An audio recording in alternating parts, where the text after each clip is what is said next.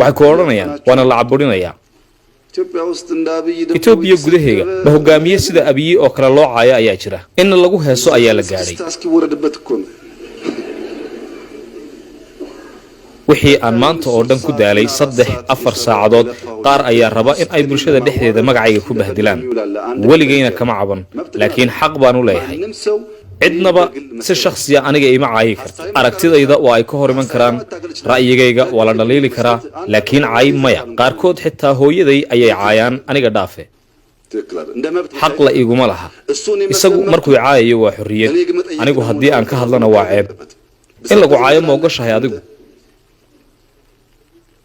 ma cid aan la caayin ayaa jirta waxay caayayaan ciidanka qaranka activist ma aha wariye ma aha magac ma leh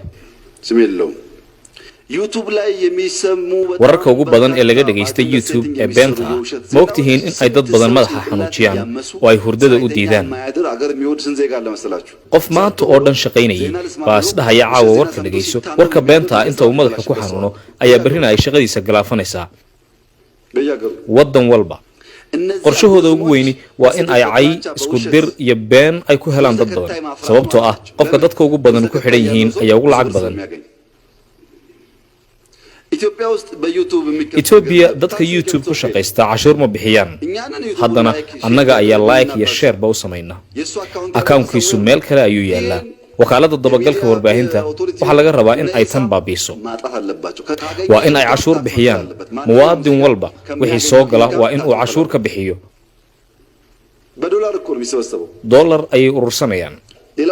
dhibaatada labaad activist siyaasi iyo wariye lama kala saari karo waxaad arki mid subaxii activist ah kadibna siyaasi ah marka dambena wariye markuu dadka isku dirayo activist haddii la qabtana waa wariye